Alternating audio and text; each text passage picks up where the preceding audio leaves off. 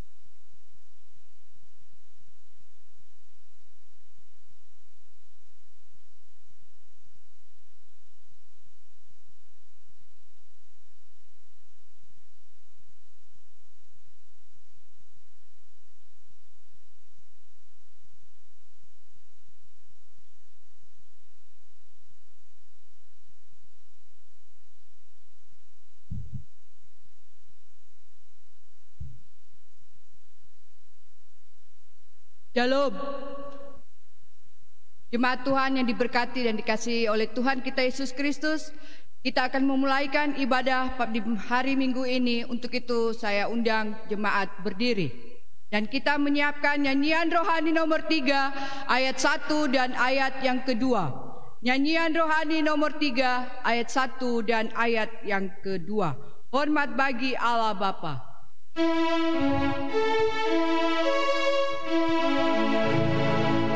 Hormat bagi Allah Bapa, hormat bagi anaknya, hormat bagi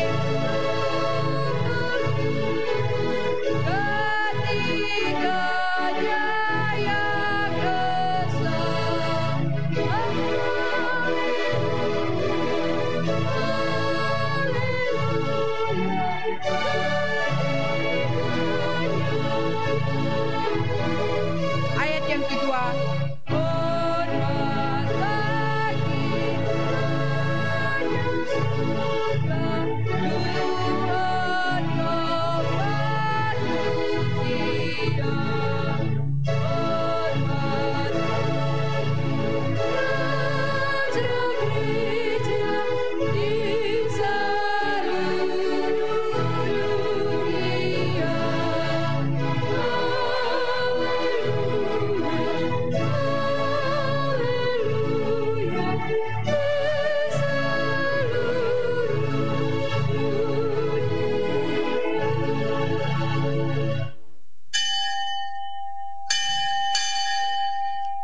Jemaat Tuhan, marilah kita beribadah kepada Tuhan. Dengan nama Bapa dan Anak dan Roh Kudus, kasih karunia dan sejahtera kiranya atas saudara-saudara dari Allah Bapa dan Tuhan Yesus Kristus. Amin. Mari kita memuji Tuhan dari nyanyian Mazmur 47 ayat 1 dan ayat yang kedua. Bangsa dunia, hai bersoraklah.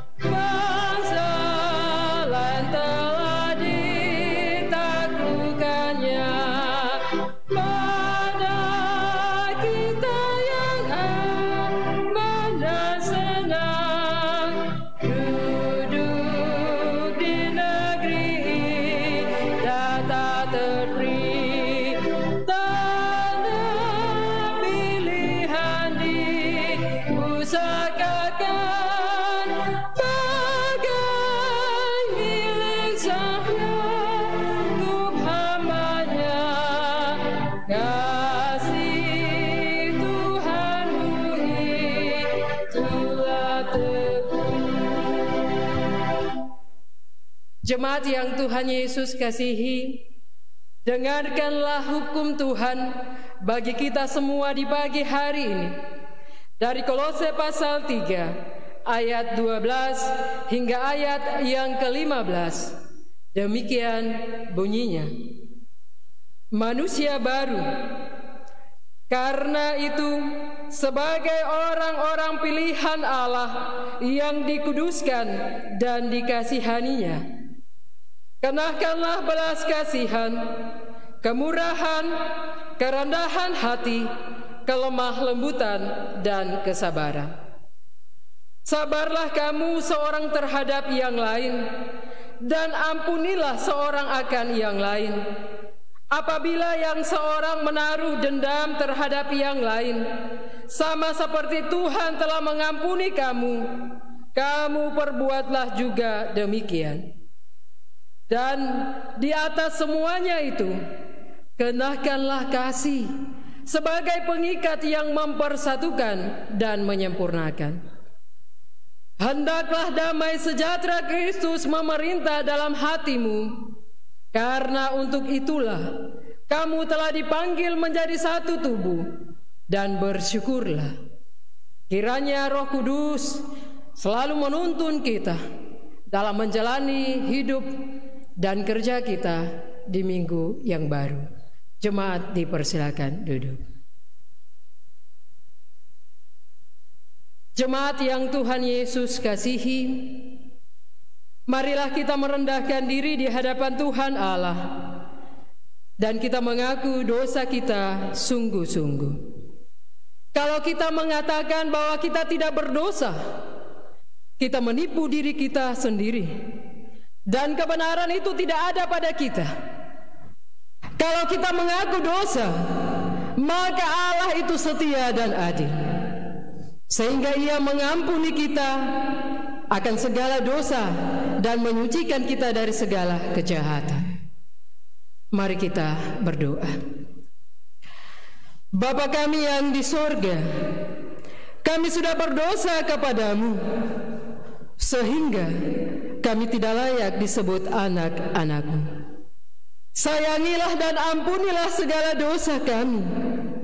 Pimpinlah kami kepada kehidupan kekal oleh tobat yang benar. Amin. Kita memuji Tuhan dari Kidung Jemaat 26 ayat yang kedua. Di hadapan tahta rahmat aku menyembah.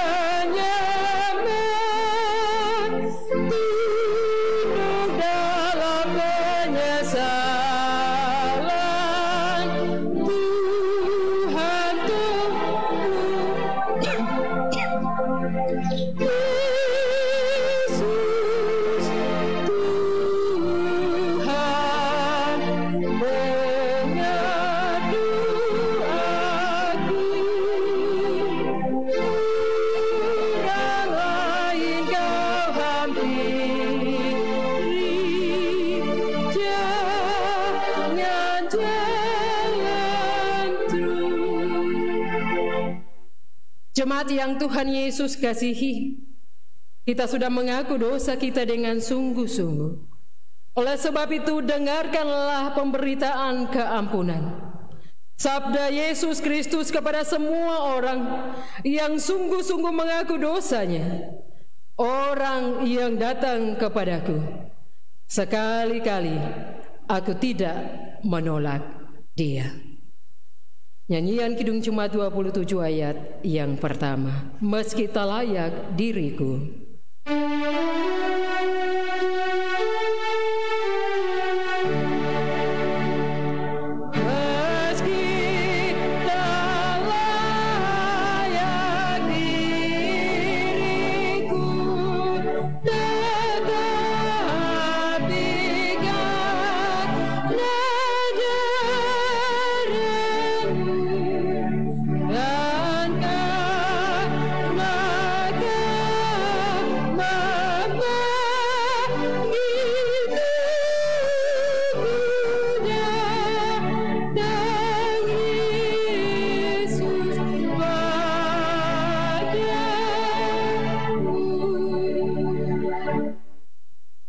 Jemaat yang Tuhan Yesus kasihi, secara khusus Sidi Jemaat saya persilahkan berdiri dan kita akan mengikrarkan pengakuan kepercayaan kita.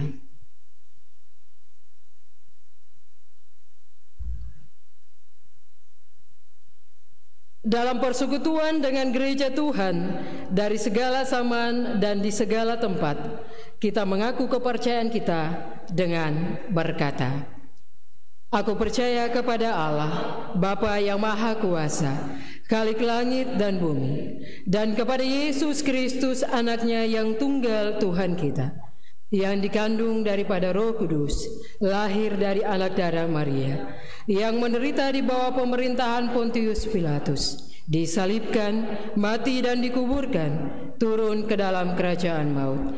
Pada hari yang ketiga, bangkit pula dari antara orang mati, naik ke sorga, duduk di sebelah kanan Allah, Bapa yang Maha Kuasa, dan akan datang dari sana untuk menghakimi orang yang hidup dan mati.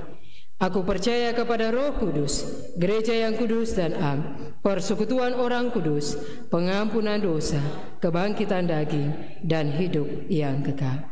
Jemaat dipersilakan duduk.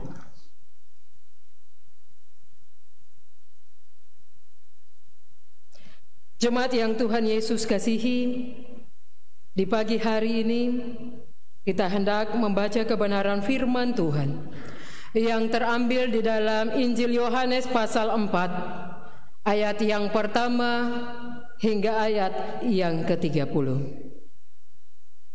Injil Yohanes pasal 4, kita akan baca ayat pertama sampai ayat yang ke-30. Sebelum kita membaca firman ini, mari kita tunduk kepala dan kita berdoa. Kita berdoa. Ya Tuhan Allah, hari ini kami jemaat GKI Martin Luther Sentani yang berada di rumah-rumah tangga kami masing-masing bersama dengan anak-anak kami, suami, istri, orang tua, kerabat-kerabat kami, bahkan semua kami hamba-hambamu yang ada di rumah Tuhan. Kami sudah memuji dan memperbesarkan nama-Mu lewat puji-pujian kami menyembah Engkau di dalam kekudusan-Mu ya Allah.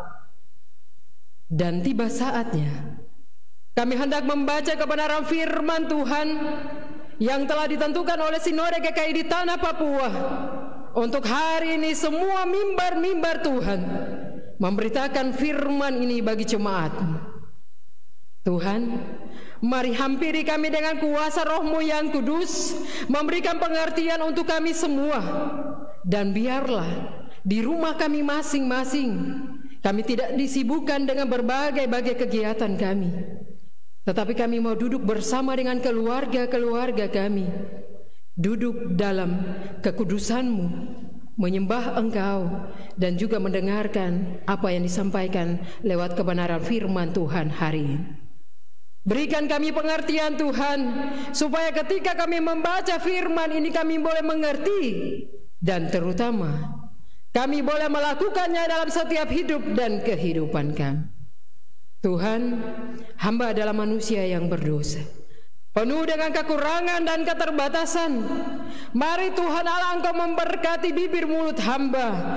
Engkau berdiri bersama-sama dengan hamba untuk menyampaikan kebenaran firman Tuhan bagi umat-Mu di pagi hari. Tutup bungkus kami dengan kuasa darah-Mu ya Allah, sehingga si iblis tidak datang untuk merampas kebenaran firman Tuhan ini daripada kami semua. Tetapi firman ini boleh jatuh dan bertumbuh di tanah yang subur, dan boleh memberikan buah-buah bagi kemuliaan nama Tuhan. Dalam nama Yesus kami sambut firman-Mu. Amin.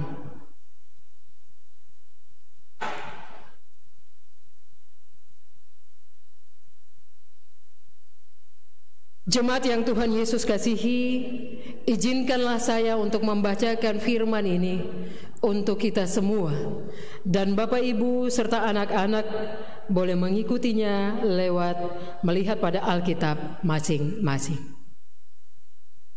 Injil Yohanes pasal 4 ayat pertama hingga ayat yang ke-30 demikian bunyinya. Percakapan dengan perempuan Samaria. Ketika Tuhan Yesus mengetahui bahwa orang-orang Farisi telah mendengar bahwa Ia memperoleh dan membaptis murid lebih banyak daripada Yohanes, meskipun Yesus sendiri tidak membaptis melainkan murid-muridnya, Ia pun meninggalkan Yudea dan kembali lagi ke Galilea. Ia harus melintasi daerah Samaria. Maka sampailah Ia ke sebuah kota di Samaria yang bernama Sikar, dekat tanah yang diberikan Yakub dahulu kepada anaknya Yusuf. Di situ terdapat sumur Yakub. Yesus sangat letih oleh perjalanan, karena itu Ia duduk di pinggir sumur itu. Hari kira-kira pukul 12. Maka datanglah seorang perempuan Samaria hendak menimba air. Kata Yesus kepadanya, "Berilah aku minum." Sebab murid-muridnya telah pergi ke kota membeli makanan. Maka kata perempuan Samaria itu kepadanya, "Masakan engkau seorang Yahudi minta minum kepadaku seorang Samaria?" Sebab orang Yahudi tidak bergaul dengan Samaria. Jawab Yesus kepadanya, "Jikalau engkau tahu tentang karunia Allah, dan siapakah Dia yang berkata kepadamu, 'Berilah aku minum,' niscaya engkau telah meminta kepadanya, dan Ia telah memberikan kepadamu air hidup." Kata perempuan itu kepadanya, "Tuhan, engkau tidak mempunyai timba, dan sumur ini amat dalam. Dari manakah engkau memperoleh air hidup itu? Adakah engkau lebih besar daripada bapa kami Yakub, yang memberikan sumur ini kepada kami, dan yang telah meminum sendiri dari dalamnya, Ia serta anak-anaknya dan ternaknya?" Jawab Yesus kepadanya, Barang siapa minum air ini, ia akan haus lagi. Tetapi barang siapa minum air yang akan kuberikan kepadanya, ia tidak haus untuk selama-lamanya. Sebaliknya, air yang akan kuberikan kepadanya akan menjadi mata air di dalam dirinya, yang terus-menerus memancar sampai kepada hidup yang kekal. Kata perempuan itu kepadanya, Tuhan, berikanlah aku air itu, supaya aku tidak haus dan tidak usah datang lagi ke sini untuk menimba air. Kata Yesus kepadanya, pergilah, panggillah suamimu dan datang ke sini. Kata perempuan itu, aku tidak mempunyai suami. Kata Yesus kepadanya, tepat katamu, bahwa engkau tidak mempunyai suami, sebab engkau sudah mempunyai 5 suami, dan yang ada sekarang padamu bukanlah suamimu. Dalam hal ini engkau berkata benar. Kata perempuan itu kepadanya, Tuhan, nyata sekarang padaku bahwa engkau seorang nabi. Nenek moyang kami menyembah di atas gunung ini, tetapi kamu katakan bahwa Yerusalemlah tempat orang menyembah. Kata Yesus kepadanya, percayalah kepadaku, hai perempuan, saatnya akan tiba bahwa kamu akan menyembah Bapakku bukan di gunung ini dan bukan juga di Yerusalem. Kamu menyembah apa yang tidak kamu kenal, kami menyembah apa yang kami kenal, sebab keselamatan datang dari bangsa Yahudi. Tetapi saatnya akan datang dan sudah tiba sekarang bahwa penyembah-penyembah benar akan menyembah Bapa dalam roh dan kebenaran. Sebab Bapa menghendaki penyembah-penyembah demikian. Allah itu roh, dan barang siapa menyembah Dia harus menyembahnya dalam roh dan kebenaran. Jawab perempuan itu kepadanya, aku tahu bahwa Yesus, bahwa Mesias akan datang, yang disebut juga Kristus. Apabila Ia datang, Ia akan memberitakan segala sesuatu kepada kami. Kata Yesus kepadanya, akulah Dia yang sedang berkata-kata dengan engkau. Pada waktu itu datanglah murid-muridnya, dan mereka heran bahwa Ia sedang bercakap-cakap dengan seorang perempuan. Tetapi tidak seorang pun yang berkata, apa yang engkau kehendaki, atau apa yang engkau percakapkan dengan dia?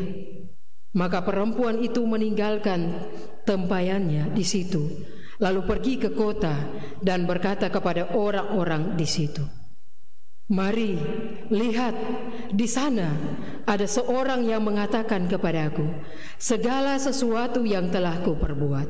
Mungkinkah Dia Kristus itu? Maka mereka pun pergi keluar kota, lalu datang kepada Yesus. Sampai di sinilah pembacaan firman Tuhan. Pujian kepadamu ya Kristus selama-lamanya. Haleluya.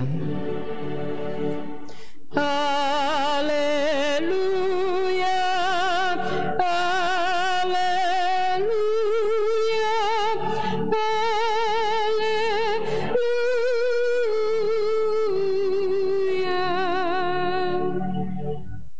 Merespon pembacaan kebenaran firman Tuhan, kita akan memberikan persembahan syukur bagi Tuhan.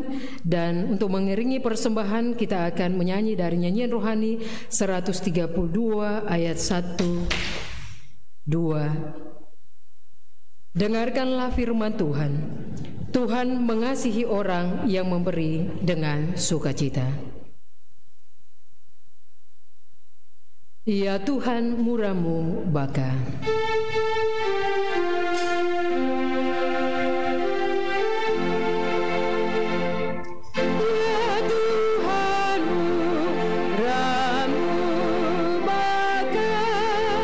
Di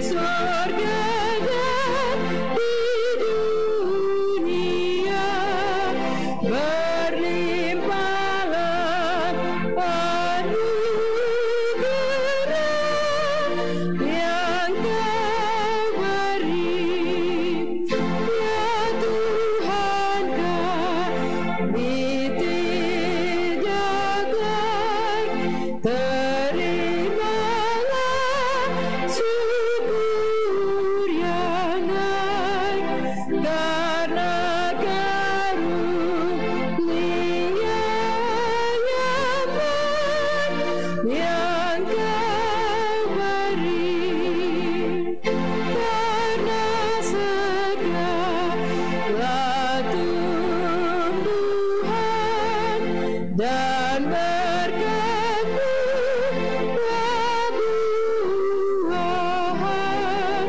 dan makanan dan minuman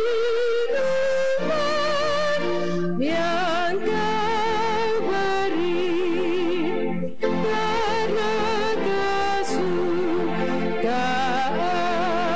kerja dan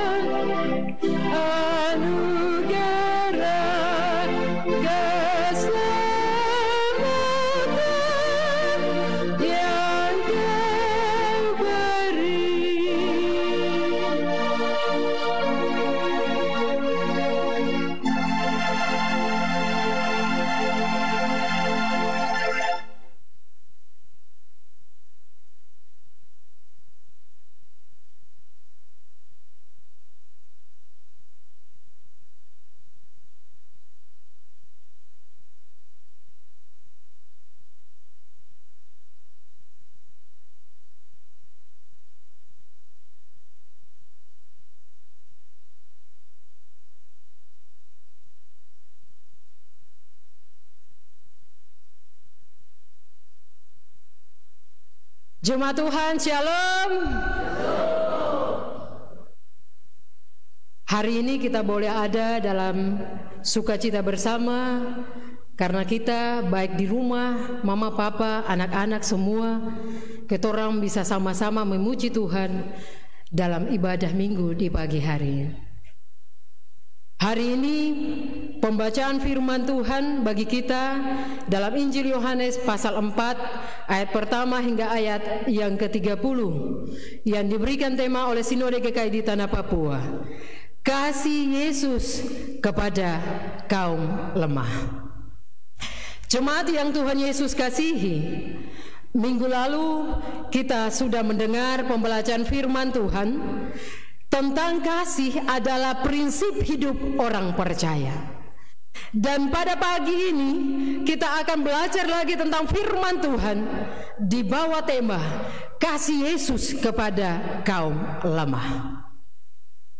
Jemaat yang Tuhan Yesus kasihi, kalau kita mengatakan bahwa kita memiliki kasih, maka kita harus membuktikan itu dengan setiap perbuatan-perbuatan kita.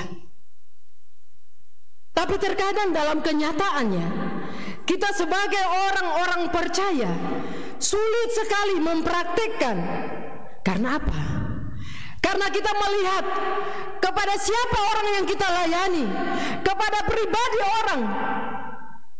Apalagi kita tahu bahwa orang itu dia memiliki persoalan atau pergumulan yang begitu berat atau rumit.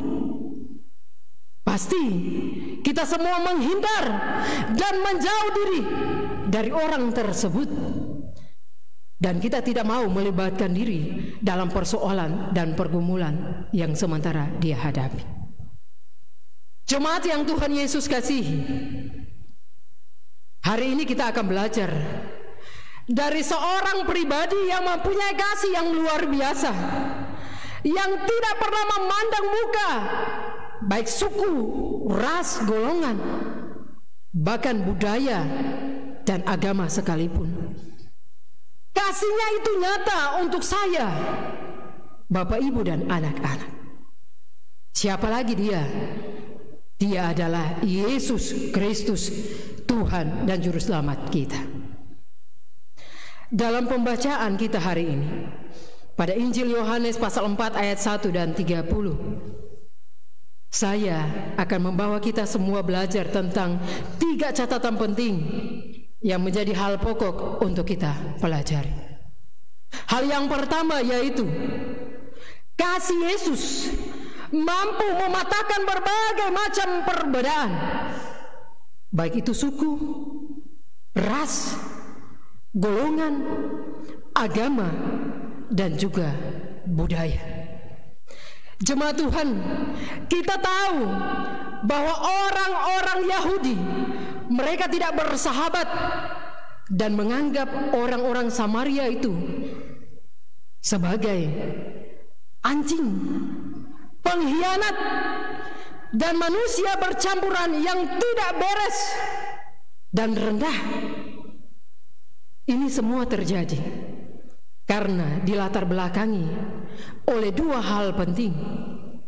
Yang pertama, terjadi kawin campur. Kita melihat pada tahun 722 sebelum Masehi, ketika pasukan Asyur menyerang Israel Utara dan mereka membawa sebagian tawanan. Dalam 2 Raja-Raja pasal 17 ayat 5 hingga ayat yang ke-23. Mereka yang tinggal lalu kawin-mawin dengan penjajah Asyur dan orang-orang Kanaan. Oleh sebab itu mereka menghasilkan orang-orang Samaria. Yang kedua, mereka mendirikan rumah ibadah yang disebut dengan Gunung Gerizim dan mengembangkan agama mereka sendiri yang didasarkan pada kekafiran serta menyembah berhala di Dan dan di Betel. Oleh sebab itu orang Yahudi alergi sekali don mau bertemu dengan orang-orang Samaria, karena don tahu orang-orang itu orang-orang kafir, orang-orang yang tidak percaya kepada Kristus. Namun kita tahu bahwa orang-orang Yahudi ketika mereka akan pergi ke Galilea, mereka seharusnya melewati Samaria. Tetapi karena alergi dan mereka menganggap bahwa orang-orang Yahudi itu lebih suci, dong mau bertemu dengan orang-orang Samaria. Oleh sebab itu perjalanan ke Galilea mereka harus berjalan putar. Dong mau jalan langsung menuju ke Samaria. Padahal kalau kita tahu dari peta, kita melihat bahwa Samaria itu terletak di antara Yudea di sebelah selatan dan Galilea di sebelah utara. Dan orang-orang Yahudi mereka akan memilih jalan berputar menuju ke utara. Dan jalan putar jauh sekali. Dan jika mereka kembali, mereka akan mengikuti jalur yang sama. Tetapi ketika kita membaca firman hari ini, padahal Yesus tahu pertentangan yang terjadi. Yesus tahu bahwa orang-orang Yahudi itu bertentangan dengan orang-orang Samaria. Bagaimana mungkin Yesus bawa jalan murid-murid melalui jalan Samaria? Mungkinkah Yesus dia sengaja? Atau mungkin karena Yesus dia buru-buru, akhirnya dia bilang mari tolong jalan potong sudah. Bapak Ibu yang Tuhan Yesus kasihi, Yesus tahu bahwa orang pintar, atau kita sebut dengan mereka orang-orang yang sedang mencari dalam pembacaan kita tadi. Dorang sementara mencari orang-orang Farisi, mereka mencari-cari kesalahan daripada Yesus. Kalau kita membaca firman ini, mungkin kita berpikir juga Yesus sengaja jalan ke Samaria supaya orang-orang Farisi juga mereka ganaskah? Supaya mungkin orang-orang Farisi bilang, ini sudah dia punya kesalahan. Dia sudah tahu bahwa orang-orang Yahudi itu bertentangan dengan orang-orang Samaria, tapi kenapa dia harus pergi ke Samaria? Jemaat yang Tuhan Yesus kasih, mengapa Yesus harus melewati Samaria? Jawabannya cuma satu, karena kasih. Jemaat Tuhan, kasih yang membawa Yesus untuk melewati Samaria, kasih yang membawa Yesus untuk melewati jalan itu. Karena Yesus tahu ada seseorang yang harus Yesus tolong, ada seseorang yang membutuhkan Yesus. Dia lemah sekali. Sampai-sampai kalau kita baca dalam pembacaan ini, Kalau perempuan Samaria itu datang ambil air, seharusnya pagi dan sore hari. Tetapi perempuan Samaria ini dia merasa rendah diri. Dia tak berdaya karena latar belakang kehidupannya yang buruk. Sampai tidak ada seorang pun yang mau datang berteman dengan dia. Kalau berjumpa pun pasti mereka menghina dia, mereka menghujat dia, bahkan mungkin mereka akan melempar batu kepada dia. Tapi mari kita lihat kasih Yesus yang begitu besar. Walaupun dia harus melewati tantangan yang luar biasa, murid-murid saja mungkin ketika berjalan dengan Yesus, dia bilang, "Pace, ini dia tahu ke tidak jalan yang kau ambil ini jalan yang salah." Tapi murid kan tidak mungkin dia protes guru toh. Kalau sekarang boleh murid bisa protes guru, tetapi zaman dulu itu tidak ada murid yang protes guru. Jalan saja, di mana guru berjalan, jalan saja. Yesus punya kasih yang luar biasa.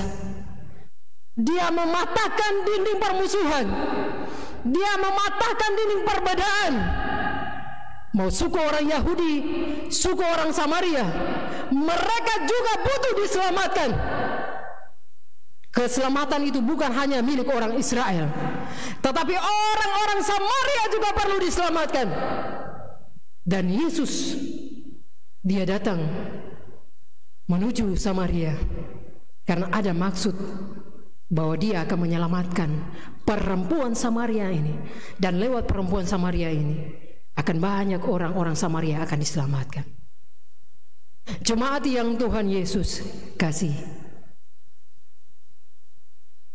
terbukti bahwa ketika Yesus sampai di sumur itu, Yesus duduk di sumur Yakub, sumur di Sikar. Dia berjumpa dengan perempuan Samaria itu.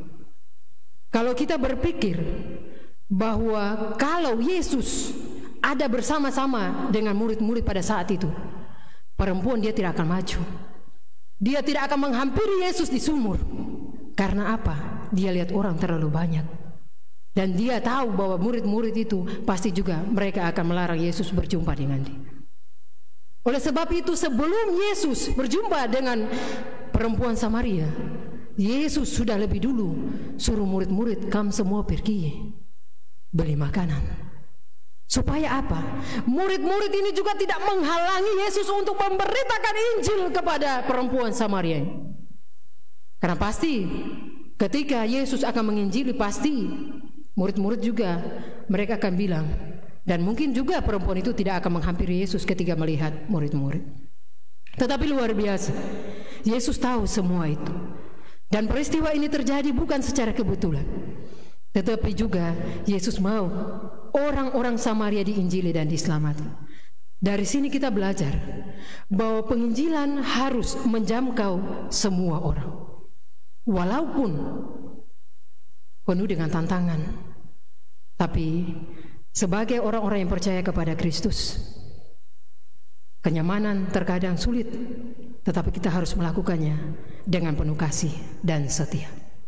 Hal yang kedua yang kita mau belajar dari kebenaran firman Tuhan, kasih Yesus mampu memberikan kelepasan dan pengampunan. Ketika Yesus tiba di Sikar, tepatnya di sumur Yakub, Yesus menyuruh murid-murid pergi dan membeli makanan. Yesus tahu perempuan Samaria akan datang ke sumur itu, dan kalau murid-murid tidak bersama Yesus, maka ia bisa dengan mudah menolong perempuan ini. Awalnya perempuan ini canggung untuk berbicara dengan Yesus. Kalau ayat kita baca tadi pada ayat yang ke-11, perempuan ini mungkin juga dia sudah mendengar dari orang-orang Samaria. Mereka mungkin sudah berbincang-bincang tentang siapa Yesus. Oleh sebab itu kita temukan dalam ayat 11 dan ayat yang lain bahwa dia mengatakan, "Tuhan." Kalau begitu dia sudah mulai tahu orang yang duduk ini bahwa dia adalah Tuhan. Tetapi Yesus terus dan terus berbicara dengan dia untuk menginjili perempuan ini. Dan awalnya perempuan ini canggung untuk berbicara dengan Yesus karena dia tahu Latar belakang Yesus berasal dari kalangan orang Yahudi. Mungkin dia melihat cara berpakaiannya atau logatnya ketika Yesus berbicara, dan lagi Yesus meminta minum kepadanya karena ia tidak membawa timba untuk mengambil air. Yesus memulai memberitakan Injil dengan menawarkan air hidup, air yang tidak hanya memuaskan rasa dahaga sekejap, tetapi ketika ia meminum air ini, dia tidak akan haus memuaskan rasa dahaga sekejap. Tapi ketika ia meminum air ini, dia tidak akan haus lagi untuk selama-lamanya. Namun perempuan ini bingung, karena dia hanya fokus kepada hal duniawi saja. Pikir perempuan ini mungkin air yang Tuhan Yesus maksud ini air yang di sumur ini kah?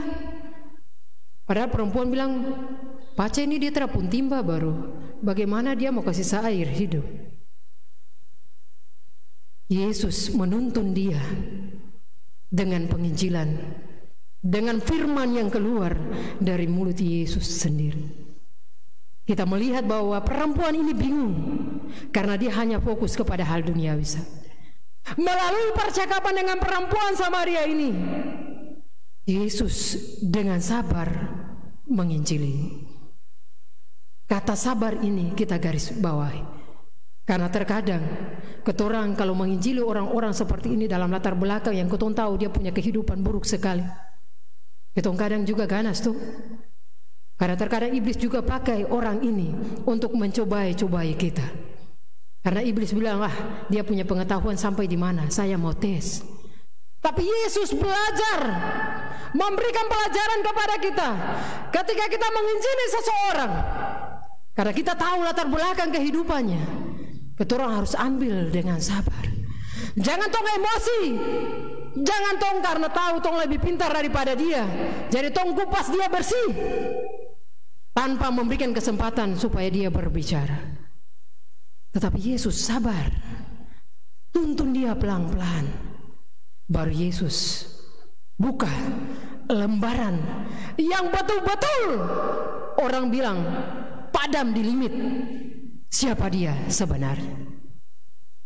Kalau kita mengembalakan orang seperti itu, kita harus pelan, sabar, supaya orang ini tahu, oh sebenarnya orang ini mau menolong saya. Dalam kelemahan dan keterbatasannya, Yesus tahu latar belakang kehidupannya, dan Yesus mau menolong dia supaya dia keluar dari kehidupannya yang lama dan hidup dalam kebenaran, hidup percaya kepada Kristus. Kita melihat dalam percakapan ini, dia juga balik bertanya, Yesus, di mana saya harus beribadah? Di gunung kah? Di Yerusalem kah? Dia balik tanya Yesus tuh. Ini cara-cara iblis juga untuk menghancurkan kita, menghalaukan kita. Tetapi Yesus tetap sabar untuk membimbing dia. Yesus berkata, bukan di mana engkau beribadah,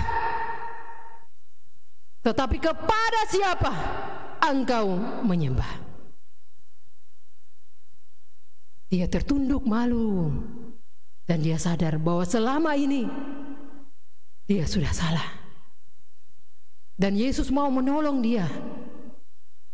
Bahkan dengan terang-terangnya Yesus mengatakan, siapa Yesus? Aku kasih saya air minum. Dia tanya lagi, tapi Yesus bilang, saya punya air kehidupan. Kalau kau mau minum air ini, kau akan hidup untuk selama-lamanya.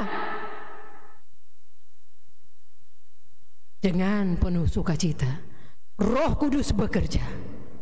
Perempuan ini mendengarkan perkataan Yesus. Jemaat yang Tuhan Yesus kasih, Yesus berusaha menarik dia keluar dan menerangkan kepadanya bahwa apa yang selama ini ia sembah salah di hadapan Tuhan. Bapak Ibu bayangkan orang yang ada dalam situasi seperti ini, Ketorang tidak bisa berdiri saja di depan rumah. Atau kita bayangkan seorang pemadam kebakaran, kalau rumah terbakar, dia tidak bisa berdiri toh, baru dia berteriak, "Woi, keluar, jangan kamu terbakar." Tetapi seorang pemadam kebakaran, dia harus masuk dalam rumah yang terbakar itu dan mengambil orang itu keluar dari rumah yang terbakar itu. Yesus melakukan hal yang sama untuk menyelamatkan perempuan Samaria ini. Yesus harus masuk ke Samaria dan mengambil dia keluar dari segala macam penyembahan yang dia lakukan. Yesus mengambil dia, menarik dia keluar dari kehidupannya yang lama dan melepaskan dia. Yesus menanggalkan kehidupannya yang lama, melepaskannya dan mengampuninya. Dan perempuan ini percaya. Iman dari perempuan Samaria ini telah menyelamatkannya dengan percaya kepada setiap perkataan Yesus. Hal yang ketiga, kasih Yesus mampu mengubah pendosa menjadi penginjil untuk kemuliaan namanya. Jemaat yang Tuhan Yesus kasih, sesudah perjumpaan Yesus dengan perempuan Samaria ini, perempuan Samaria ini dia berubah.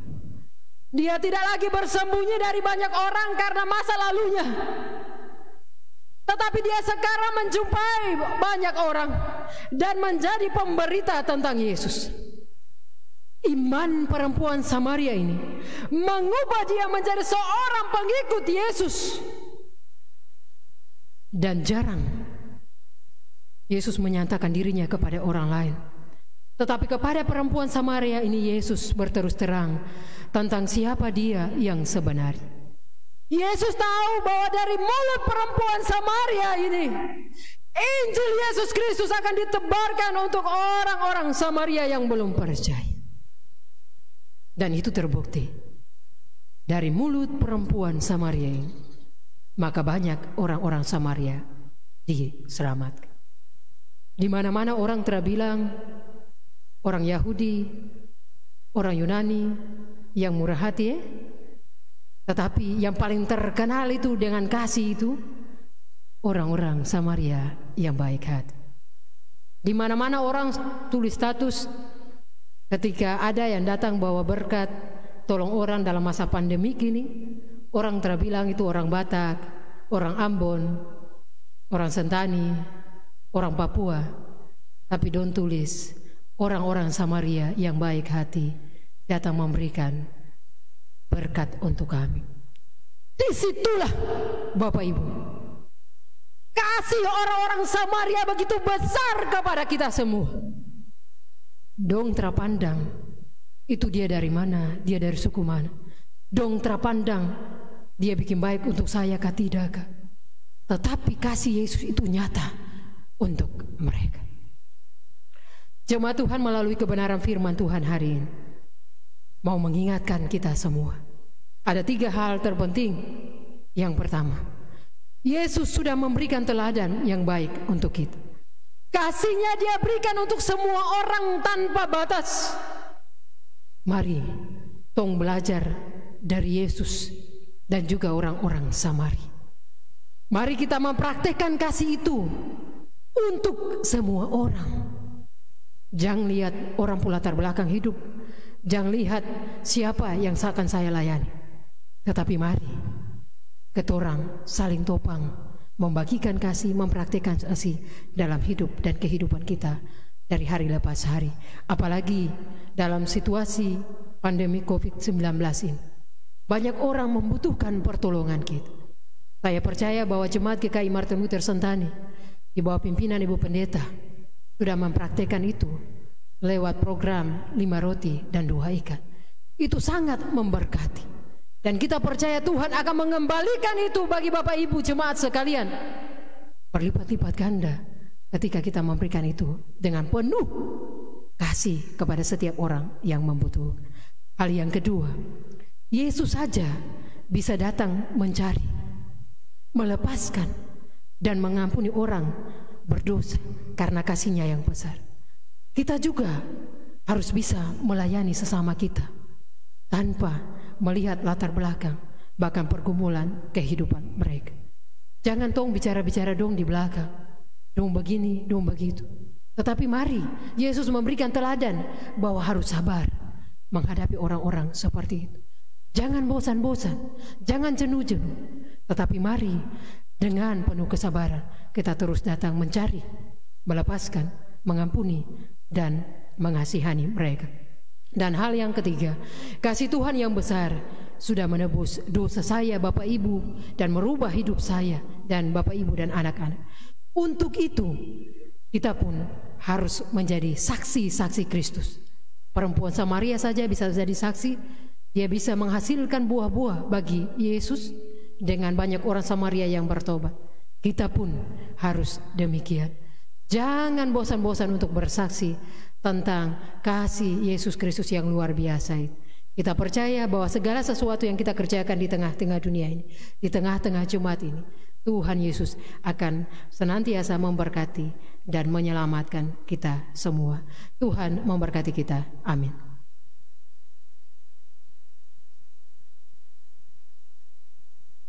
Jemaat Tuhan, mari kita masuk di dalam doa syafaat.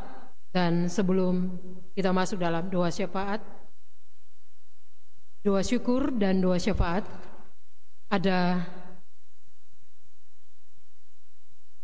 27 keluarga yang memberikan pengucapan syukur mereka, dan ada 19 keluarga yang memberikan perpuluhan bagi Tuhan. Izinkan saya untuk membacakan pengucapan syukur. Yang pertama dari keluarga Louis Yohanes yang telah selesai CD, keluarga Al Henry Daud di kelompok 1, dari tanpa nama anak junior Awes di kelompok 3 atas ulta ke-10 pada tanggal 26 Juli 2020. Bapak Julianus Awes di kelompok 3 atas HUT ke-36 tanggal 26 Juli 2020.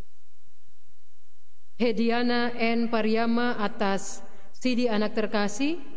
Keluarga Peki Pariyama atas ulang tahunnya. Keluarga Nian kelompok 2. Keluarga Yohanes Mirino atas kesembuhan anak Tika Mirino. Keluarga Bapak Kaleb Pikindu atas berkat-berkat Tuhan. Tanpa nama memasuki masa purna tugas atau pensiun. Keluarga Hetaria atas berkat-berkat Tuhan. Keluarga tanpa nama di kelompok 1 atas berkat dan penyertaan Tuhan. Keluarga Leman Makaba di kelompok 1. Keluarga Ibu Silalahi atas CD anak Peron kelompok 10. Keluarga Yulis Bawan atas HUT Bapak Bawan pada tanggal 26 Juli 2020. Ibu Manggo di kelompok 6. Tanpa nama di kelompok 12 atas HUT pernikahan kelima. Keluarga Asoplanit atas berkat dan CD anak Ayaro. Bapak Richa Verli Helena. Keluarga SW di kelompok 3 atas berkat Tuhan. Keluarga Nonce Saflembolo atas berkat Tuhan. Keluarga Awes atas kelahiran cucu pada tanggal 27 Juni 2020 dan atas berkat-berkat Tuhan.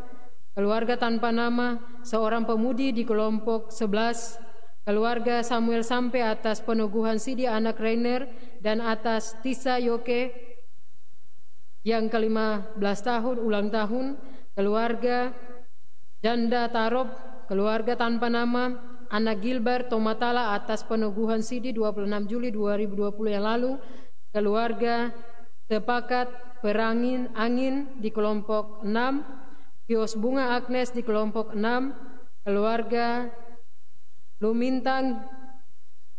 Lumintainan Tiwa atas berkat Tuhan. Mama Janda Yerum Kabu, satu keluarga di kelompok 12. Keluarga tanpa nama di kelompok 3. Keluarga Gerit Osarwom atas HUT anak Sarah.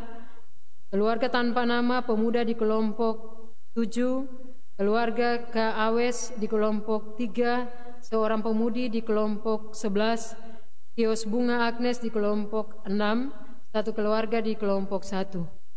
Dan 19 perpuluhan pendeta K Notanubun pada bulan Juni dan bulan Juli, kelompok T Soplanit, kelompok 7, tanpa nama di kelompok 1, keluarga Nababan di kelompok 1, keluarga Kisman Samana di kelompok 5, keluarga Ronald Poceratu, kelompok 9, keluarga Deli Wairata, keluarga tanpa nama di kelompok 3, keluarga Yan Mikael Awes, keluarga R Pulung, keluarga N tanpa nama di kelompok 1, keluarga Leman Makaba di kelompok 1, keluarga Syamas Wahyudi di kelompok 1, keluarga Tilitonga di kelompok 4, kelompok 10, tanpa nama di kelompok 1, Ibu Ludia Lolo Paking di kelompok 6, Ibu Manggo di kelompok 6, dan satu keluarga tanpa nama. Kita pun berdoa bersama-sama dengan jemaat GKI Martin Luther Sentani dari kelompok 1 hingga kelompok 12, dan juga kita berdoa untuk Ibu Pendeta, Bapak Pendeta, dan juga majelis jemaat dalam tugas dan tanggung jawab tiap-tiap hari. Kita juga bergumul untuk Sinode GKI di Tanah Papua dalam masa pandemik 19, dalam tugas dan tanggung jawab Sinode GKI di Tanah Papua dan penanganan COVID-19, para medis, dan juga semua rumah-rumah sakit, baik Papua, Papua Barat, dan seluruh jemaat-jemaat GKI di Tanah Papua. Dan juga kita bergumul bersama dengan janda duda, anak-anak yatim piatu, dan juga di dalam jemaat ini orang-orang sakit dan semua mereka yang berkebutuhan khusus. Kita akan satukan doa kita dengan berdoa doa Bapa kami secara bersama-sama. Mari kita berdoa. Bapa kami yang di surga, dikuduskanlah namamu, datanglah kerajaan, jadilah kehendak-Mu di bumi seperti surga. Berikan pada hari ini makanan kami yang secukupnya, dan ampunilah kami akan kesalahan kami, seperti kami juga telah mengampuni orang yang bersalah kepada kami. Dan janganlah membawa kami ke dalam pencobaan, tetapi lepaskanlah kami daripada yang jahat. Karena Engkau yang punya kerajaan dan kuasa dan kemuliaan sampai selama-lamanya. Amin. Jemaat yang Tuhan Yesus kasihi, kita akan mengakhiri ibadah kita di saat ini. Mari kita memuji Tuhan dari nyanyian rohani 131, ayat pertama sementara kita duduk, dan ayat yang kedua saya persilakan jemaat untuk berdiri. Pimpin aku Tuhan Hua dalam gurun dunia.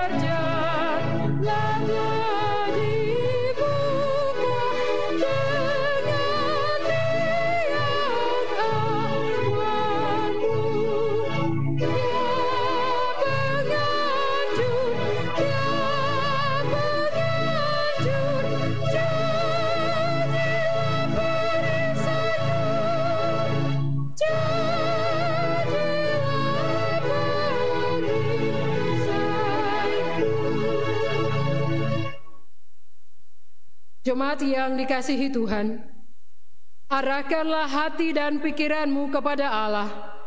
serta terimalah berkat-Nya. Anugerah Tuhan Yesus Kristus, pengasihan Allah Bapa, persekutuan dengan Roh Kudus, kiranya menyertai saudara-saudara jemaat sekalian.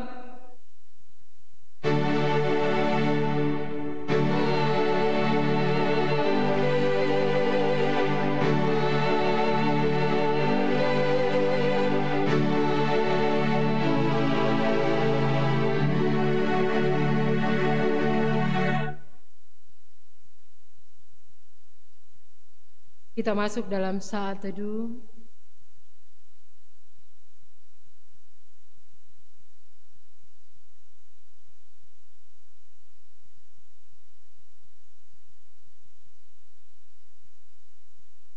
Shalom untuk kita semua. Selamat hari Minggu, Tuhan memberkati.